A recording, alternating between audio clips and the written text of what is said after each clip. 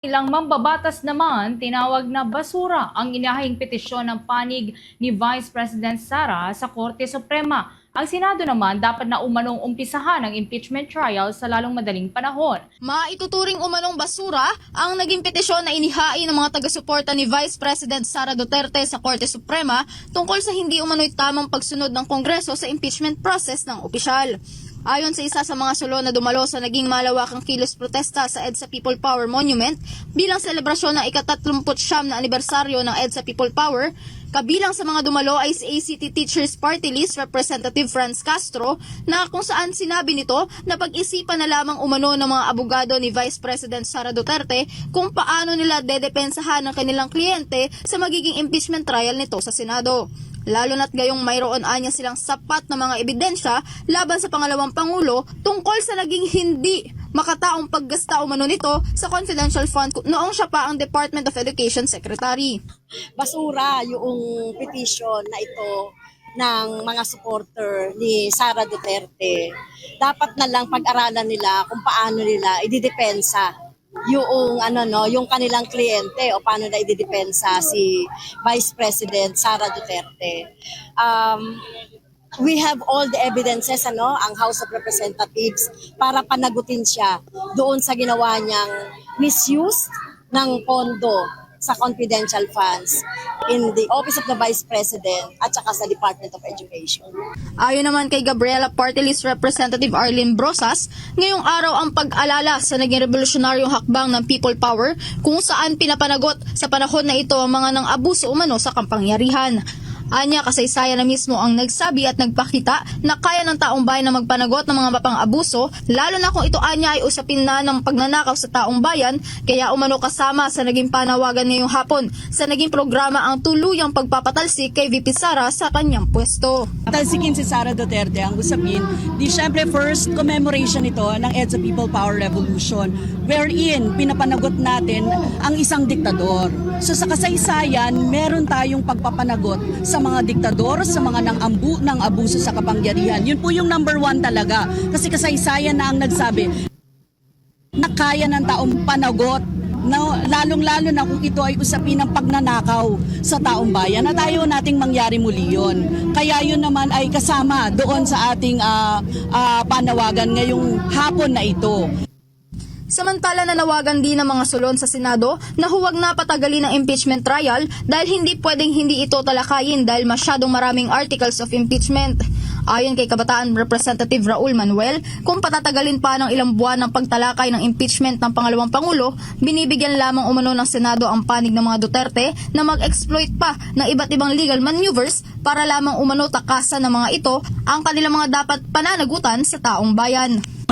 We can talk about the end of the process, yung botohan ng Senado, kung sino yung magbobotohan, hanggat hindi naman talaga nasisimulan at hindi pwedeng tumagal ng ilang buwan ng hindi pa rin talaga tinatalakay ng Senado ang articles of impeachment. Lalo napakadami yun, 7 yun. At kung antay pa natin yung maraming buwan na dumaan, edi lalo lamang bibigyan ng panahon ang mga Duterte para lalong i-exploit pa ang iba't ibang mga legal maneuvers para lang takasan ang panagutan. Samantala mananatili naman ang mga grupong nagkakasanang kilos protesta kabilang ang ilang mga opisyal sa EDSA Monument para makibahagi sa nagpapatuloy na programa sa pag-alaala sa ika-39 na anibersaryo ng EDSA People Power. Awkward o hindi tama ang kung si Pangulong Ferdinand Marcos Jr. ang magpapatawag ng special session para talakayin ang impeachment proceedings laban kay Vice President Sara Duterte. Ito ang inihayag ni Presidential Communications Undersecretary at Palace Press Officer Attorney Claire Castro sa tanong kung maaari bang magpatawag ng special session si Pangulong Marcos kahit walang request mula sa Senado. Ayon kay Castro, hindi angkop ito lalo at may intriga sa Pangulo na siya umano ang nasa likod ng impeachment proceedings laban sa pangalawang Pangulo. Sinabi pa ni Castro, mas maigi na ang Senado ang mag-request sa Presidente. Pero sa ngayon, walang natatanggap na request ng Malacanang hinggil sa sinasabing special session. Pakinggan natin si Palace Press Officer Undersecretary Attorney Claire Castro. The way we see it, it would be an awkward position on the part of the President to voluntarily call for special session, considering that there is this ongoing intrigues that the president is behind the impeachment proceedings. So it is better for the Senate to request the president, considering that even the president made this pronouncement that if the Senate will ask him to call for a special session, Ang Pangulo ay mayroong kapangyarihang magpatawag ng special session anumang oras. Hindi lamang ito limitado sa isang panukalang batas, maaari din ang impeachment trial. Ipinaliwanag naman ni Castro na mayroong iba-ibang opinyon kaugnay sa sinasabing forthwith o to proceed. Pero hindi nakasaad at hindi malinaw sa batas na may time element ito kung maaari silang mag-proceed kahit recess. Ayon kay Castro na isa ring abogada na maaaring mag-proceed ang Senado kapag ito ay may session pa. Kaya maaaring mag-proceed ang Senado sa impeachment trial matapos na ang recess. Sa Hunyo, nakatakdang magbalik sesyon ng Senado at Kamara. Muli pakinggan natin si Palace Press Officer Undersecretary Attorney Claire Castro. they can proceed definitely. If there is session, there's no question about that. But to proceed during recess, gray area po yan sa Constitution. So they may forthwith proceed after the recess. Pag may session po, walang problema eh.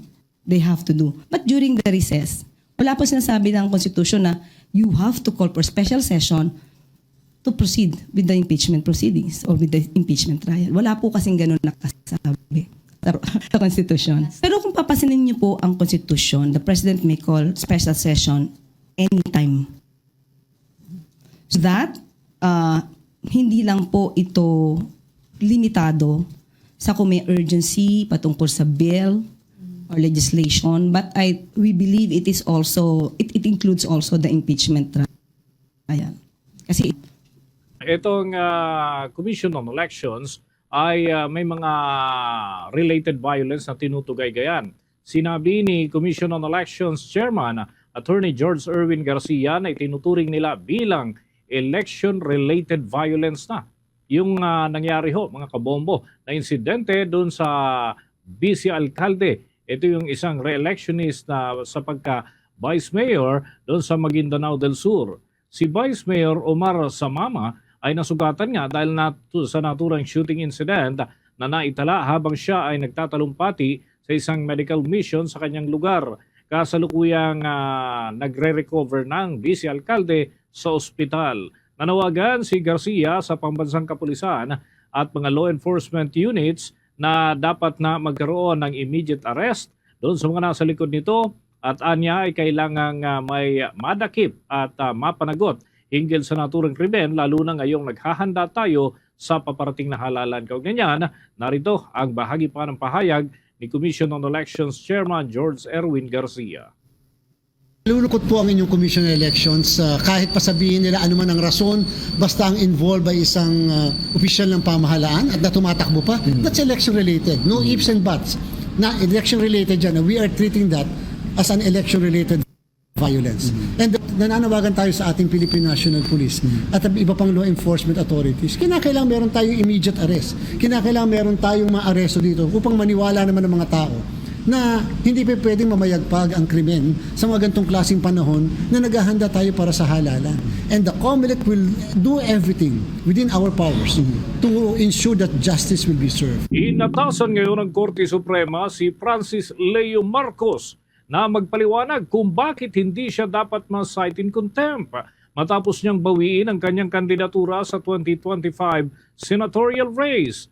Noong Enero 21 ng taong kasalukuyan ay pinayagan kasi ng Korte Suprema ito si Marcos na makatakbo matapos itong mag-issue ng temporary restraining order laban sa Commission on Elections dahil na rin sa kahilingan mismo ng kampo nitong si Marcos. Una nang idiniklara itong naturang kandidato bilang isang nuisance candidate o panggulo lamang at yan ay batay sa resolusyon ng Commission on Elections noong Disyembre ng nakalipas na taon. Pero matapos itong pahintulutan ng Korte na tumakbo bilang senador, na pagdesisyon na naman ito na bawiin ng tuluyan ang kanyang kandidatura nitong Enero ng kasalukuyang taon. Kaya naman, ayon sa kataas-taasang hukuman, partikular na ng tagapagsalita nito na si Attorney Camille Ting, inatasan ngayon ng kataas-taasang hukuman itong si Francis Leo Marcos na magpaliwanag sa loob yan ng 48 oras kung bakit hindi siya dapat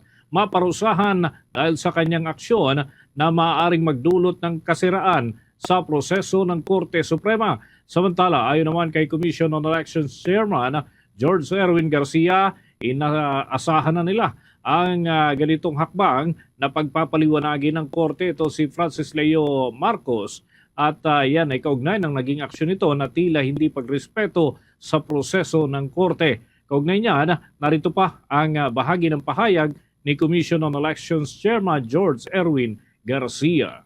Bilang isang lawyer at nung mangyari ang pag-withdraw niya, pumasok sa isip ko yung bagay na yan.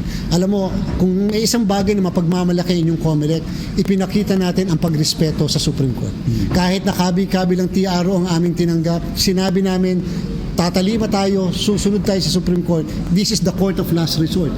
Ang demokrasya natin nakadepende sa pagtitiwala natin at paggalang sa mga institusyong katulad ng Korte Suprema. Iniulat ng Philippine National Police na nakapagtala na sila ng nasa 40 na mga kaso ng kidnapping. May kaugnayan niya sa underground gambling at cyber fraud o kaya naman ay illegal na aktibidad na dating nauugnay sa Philippine Offshore Gaming Operators. At ayon sa hanay ng pulisya, mula Enero ng taong 2024 hanggang Pebrero ng taong kasalukuyan ay naitala ng pambansang pulisya, partikular ng anti-kidnapping group, ang kabuang 40 kaso ng kidnapping, kung saan 10 ang mga biktima ng Chinese nationals na dinukot ng kanilang kapwa Chinese. Nagpapakita raw ito na patuloy pa rin ang hamon ng pagsugpo doon sa sindikatong kriminal na patuloy na kumikilos kahit na ipasara na mga Philippine Offshore Gaming Operators o yung mga scam hub. Sa ngayon, ayon sa pambansang pulisya ay iniimbestigahan na nila ang pagkawala ng isang Chinese national na huling nakita noong 20 ng Pebrero taong kasalukuyan sa Taguig City habang sinusundan ng iba pang posibleng lead at tiniyak naman ng pambansang pulisya na maingat na sinusuri ang lahat ng anggulo upang matukoy ang katotohanan at mapanagot ang mga dapat na singilin. Samantala, mas pinaigting pa ng hanay ng pulisya ang kampanya laban sa illegal na Philippine Offshore Gaming Operators, alinsunod na rin sa direktiba ni Pangulong Ferdinand Bongbong Marcos Jr. Kaugnay nito ay patuloy pa rin ang pagbabantay ng pambansang pulisya laban yan sa mga krimen na may kaugnayan sa illegal detention, financial fraud at human trafficking. Aprobado na ng Commission on Elections ANBank ang pagpapataas ng service credits ng mga government personnel na magbibigay serbisyo sa national at local elections mula sa 5 araw. Ito ay naging 10 araw na.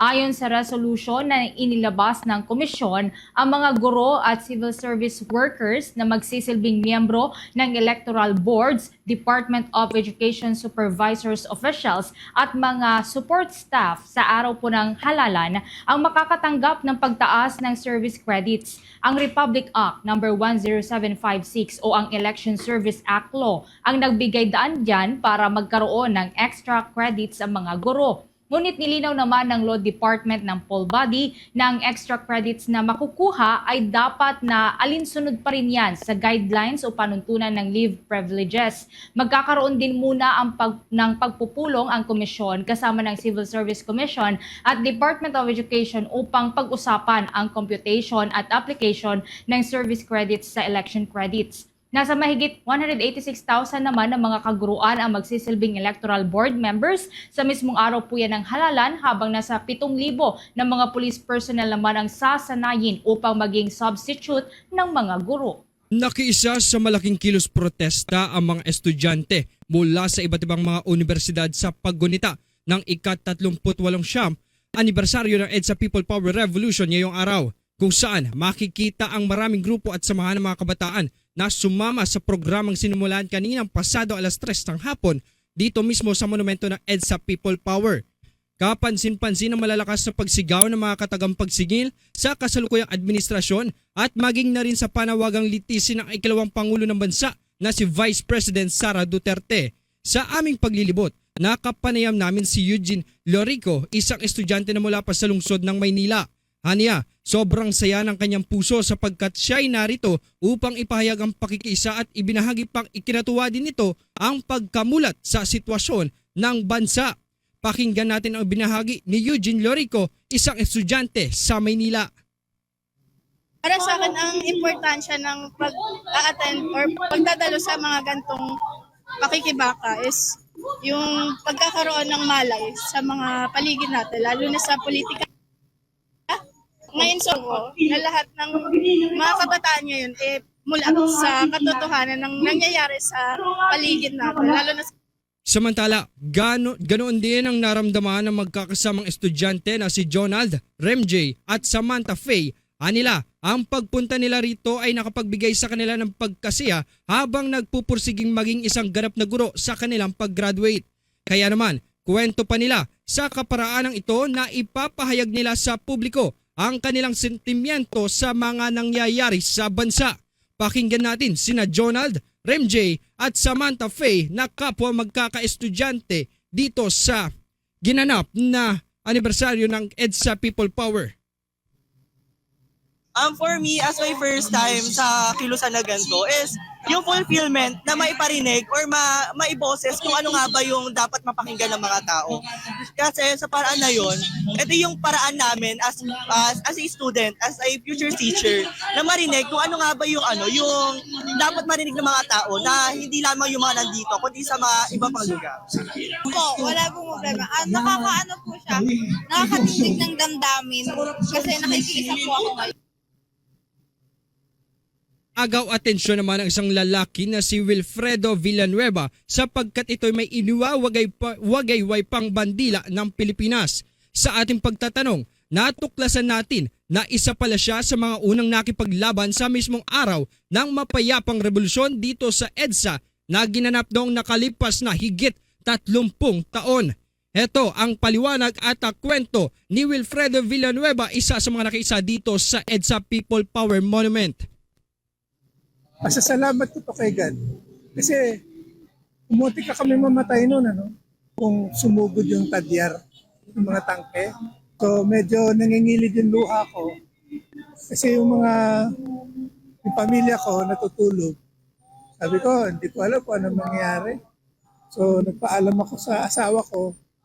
Tapos unang-una ako dito. Itong lugar na to. Hindi namin alam na gano'n. At yun nga mga kababayan, anong masasabi niyo sa balitang ito? Maaring ihayag ang inyong opinyon at kuro-kuro sa comment section sa ibaba. Huwag din kalimutang mag-like, mag-subscribe at mag-share sa bidyong ito. Maraming salamat sa panonood.